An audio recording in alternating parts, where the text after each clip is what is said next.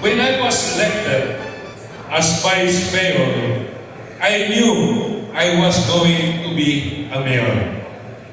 Because the law states that whenever the mayor leaves the country or will be out of town for more than 4 days, the vice mayor automatically sits as the acting mayor. But I never dreamed that I'd be an acting mayor for 6 months.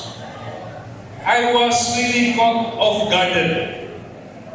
But because I assumed the post of a vice mayor, prepared with legislative agenda, all we need to do is to transform my legislative agenda into an executive agenda. Mauna ang inyong makita niya, kasing-kasing hearts into an executive agenda with a goal of revitalizing our city management. We can always come up with various acronyms for the issue-based agenda. We can even use my name as acronym for focus services. But I wanted hearts, kasing-kasing, puso, because even it is a message. The message is that we can always come up with intelligent, brilliant, developmental agenda. But if this will adversely affect the majority of the people, if this will not make the people happy, this did not consider the people's welfare. Then, in the final analysis, our project has failed. Even the United Nations Development Program, UNDP, has factored in the people's commitment and happiness in measuring the development index. It is no longer enough to simply measure development in terms of gross national product or gross domestic product. The hearts by executive agenda, development agenda, therefore values the Iligan's confidence with its government and leaders.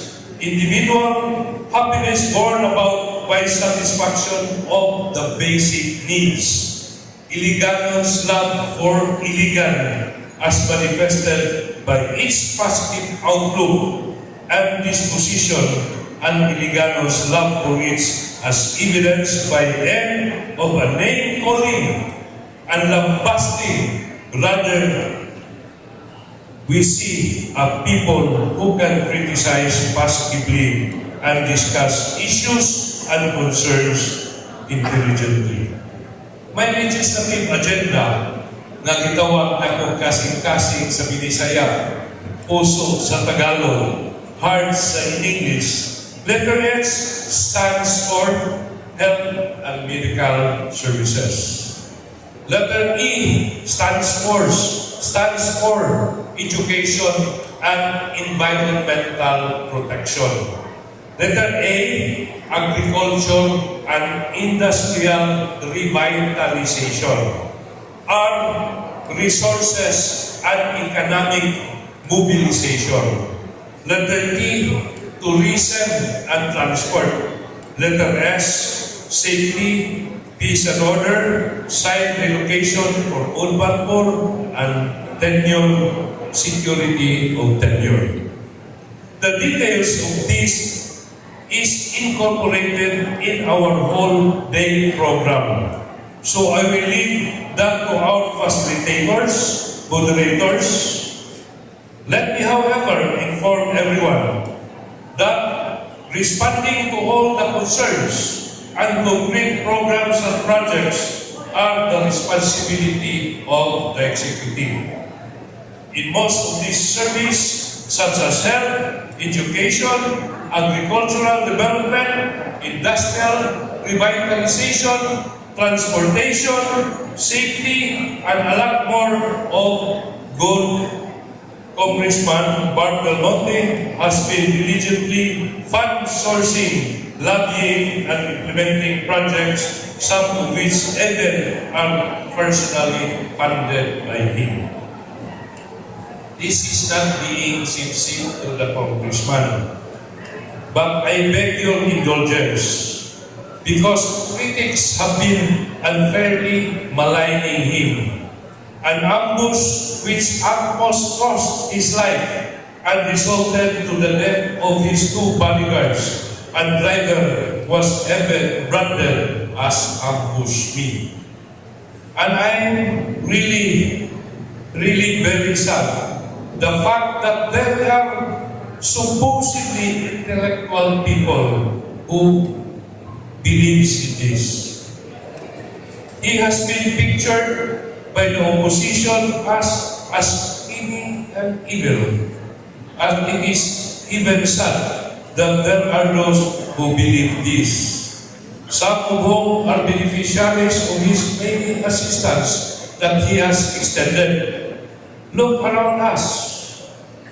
The big projects that cost billions of pesos are not the city projects, but projects funded by the national government through DPWH, but would not have materialized if not for the congressman's audience with the president, secretaries, and active involvement during the budget deliberation in Congress to ensure that a sizable funding will be allocated for Iligan City.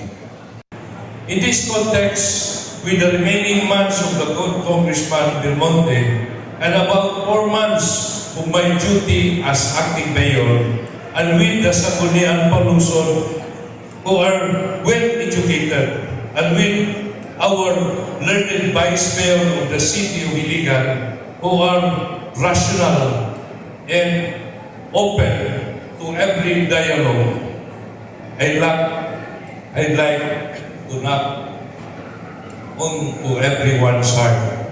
This time, let us all be united. This time, for Iligan City, nothing is impossible if we are united.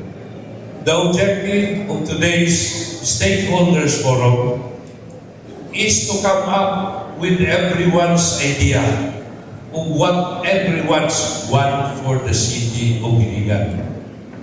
I would not like to work on a direction which does not come from the heart of the people of Iligan. I want to work for a direction which each and every one of you has suggested for the city of Iligan. So, in unison, this morning and this afternoon, I hope we will be united to craft the direction we want for the city of Iligan. Unity is the only solution. We should act in unison. Let us remember, if you have the direction set for the city of Iligan and make it easy for us to craft that direction, then it would be easy, very easy on my part to implement the direction you set for the city of Iligan. So there's no reason that we cannot make Iligan better ever. So, hindi na lang kukutok. Thank you very much for your attendance. This idea, I think, is the best for this moment of time for the city of Iligan. Maayong Iligan.